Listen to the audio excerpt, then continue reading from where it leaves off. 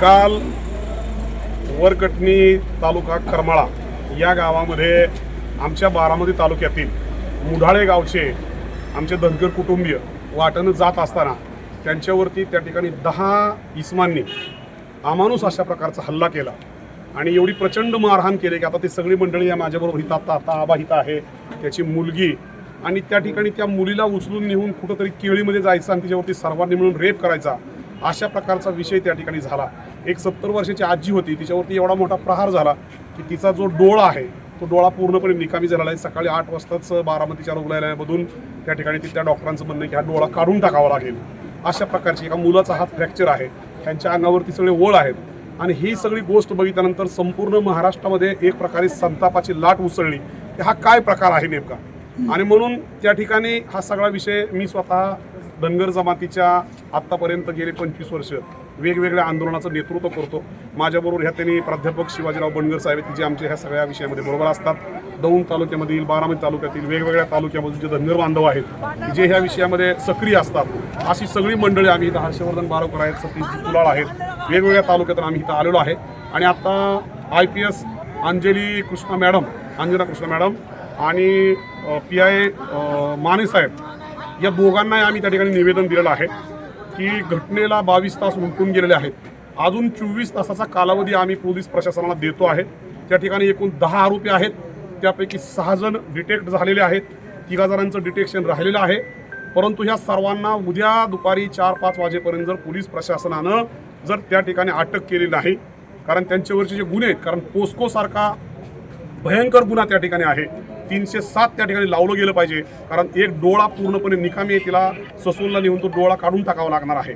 आणि अशा प्रकारची अमानुष जी अत्याचार आहे, मारहाण आहे, आणि त्या मुलीची 17 वर्षाची नाबालिग ती मुलगी आहे, शाळेतून ह्याच्यामध्ये बकऱ्याच्या पाठीमागे आलेली आहे।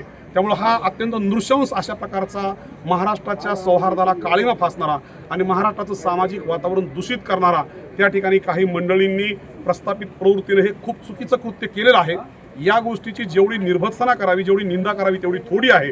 परंतु महाराष्ट्रातील जनतेला माझी विनंती आहे की आपण सर्वांनी सामाजिक सौहार्द राखूया आणि आरोपींना पोलिसांनी कडकातील कडक शासन करून लवकरात लवकर त्यांच्या मुसक्या आवळले पाहिजेत। पोक्सोसारखा गुन्हा आहे, त्याच्यामुळे लगेच त्यांना अटक झाली पाहिजे। जर हे उद्या 4 वाजेपर्यंत झालं नाही तर उद्या 4 वाजता संबंधित दोन्ही अधिकाऱ्यांना विचारात घेऊन परवा दिवशी या ठिकाणी प्रचंड असा प्रकारचा एक मोर्चा हा या पोलीस स्टेशनवरती संपूर्ण महाराष्ट्राच्या धनगर जमात असेल, बहुजन समाज असेल, त्यांचा ह्याच्यावरती आम्ही मोर्चा आयोजित करणार आहोत। पण उद्या संध्याकाळी 4 वाजेपर्यंत आम्ही पोलीस प्रशासनाला वेळ दिलेली आहे। घटना नेमकी कशा संदर्भात घडली होती, काय म्हणजे ह्याच्याविषयी काय सखोल आपण माहिती घेतली? या विषयाची सखोल माहिती घेत असताना मागच्या आठवड्यामध्ये अंजनगाव खेलोबा हे शेजारच्या माढा तालुक्यामध्ये जे प्रकरण घडलेलं होतं, त्या प्रकरणाचे पडसाद ह्या ठिकाणी होते। महाराष्ट्राच्या सोशल मीडियावरती काही जात घटक, त्या ठिकाणी काही मंडळी ज्यांना जातीमध्ये विद्वेष प्रस्तावायचा आहे अशी लोक काम करत होती। त्या विषयाचा कंगोरा ह्या विषयाला आहे की काय अशा प्रकारचा संशय आमच्या मनामध्ये आहे। परंतु तरीसुद्धा महाराष्ट्राच्या जनतेला माझी एक विनंती असणार आहे की सर्वांनी सामाजिक सौहार्द राखावं।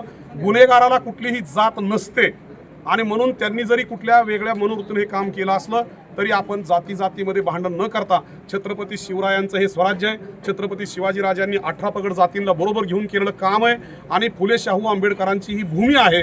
आणि म्हणून याला जातीय रंग न देता आरोपींना अटक झाली पाहिजे।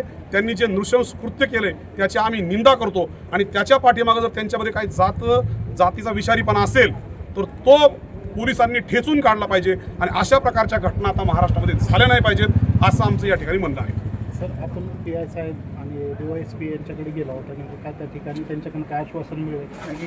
काल रात्री गुन्हा दाखल झालेला आहे मेंढपाळांच्यावरती हल्ला केल्यामुळं, आणि ते फरार झाले हल्ला करून। आता PI वरती किंवा पोलीस स्टेशनवरती जबाबदारी अशी तात्काळ ते आरोपी जे आहेत त्यांना अटक करून जे गुन्हे दाखल केलेले आहेत त्याच्यामुळे 307चा गुन्हा दाखल करावा अशी आम्ही मागणी केली।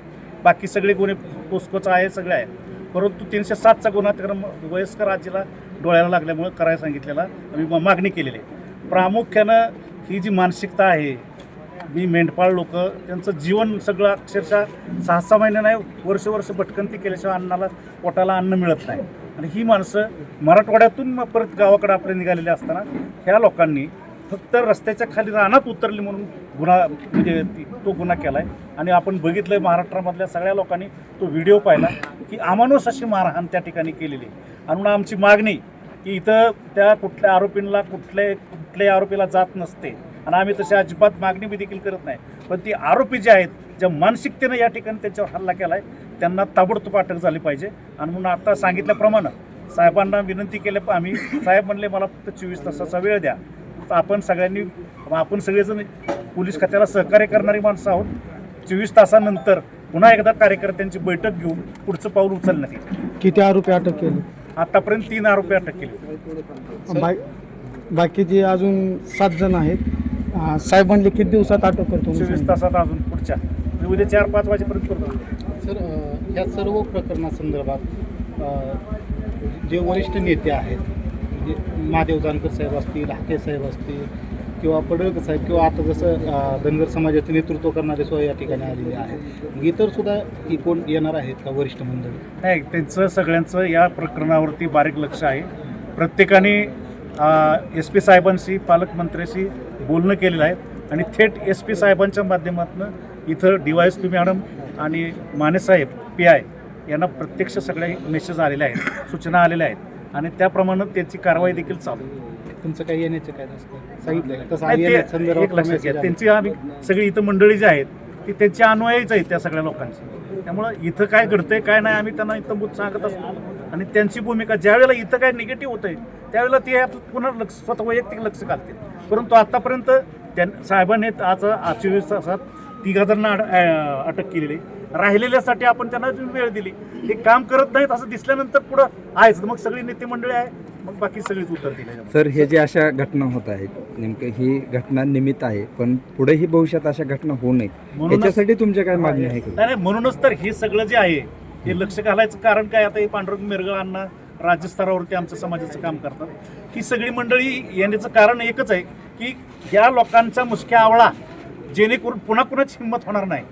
त्यांना एकदा कळलं ना की इथं पोलीस स्टेशनमध्ये काय असतं आत बसल्यानंतर तर पुन्हा कुणाची धाडस होणार नाही. पण सरकारकडे तुमची काय वेगळी काय मागणी? सरकारकडे मागणी काय की धनगर समाजाला जी भटकंती करणारा धनगर समाज आहे त्यांच्यावरती कायमच तुम्हाला सांगतो म्हणजे पूर्ण आरक्षित करायला पाहिजे अशी आमची मागणी की त्या लोकांना पूर्ण जर आरक्षित केली, जमिनी आरक्षित केल्या तर त्या ठिकाणी त्यांना चारता येईल. हे अशा वारंवार घटना घडतायत. कुणी नाही कुणी त्यांना अडवते, कुणी नाही कुणी मारते. पाठीमागे एक जणाची हत्या देखील झालेली मराठवाड्यामध्ये. हे भयानक सगळ्या गोष्टी घडतायत आणि म्हणून ह्या गरीब वंचित घटकावरती सरकारने लक्ष द्यावं. सरकारने यापुढे यांना संरक्षण कसं मिळेल अशा पद्धतीची कार्यवाही करावी अशी मागणी आहे. अन्न आंदोलनाचं स्वरूप कशा प्रकारचं असेल? उद्या 4 वाजेपर्यंत जर सर्वच्या सर्व आरोपी अटक झाले नाहीत तर परवा दिवशी या ठिकाणी आम्ही मोर्चा काढणार आहोत आणि तो मोर्चा अति विराट मोर्चा असेल आणि त्या मोर्चानंतर त्या ठिकाणी आमरण उपोषण सुरू केलं जाईल. या ठिकाणी जोपर्यंत सर्व आरोपींवरती आमच्या म्हणण्याप्रमाणे जे ॲक्च्युली घडलेली घटना आहे तशा प्रकारचे गुन्हे दाखल होऊन तशा प्रकारची कार्यवाही जोपर्यंत होत नाही तोपर्यंत मोर्चानंतर या ठिकाणी आमरण उपोषण असेल ह्या कार्यालयाच्या समोर आणि त्याच्यामध्ये संपूर्ण धनगरी जमात, संपूर्ण बहुजन समाज हा त्याच्यामध्ये सामील झालेला असेल. माझा इंडिया न्यूज, करमाळा, सोलापूर.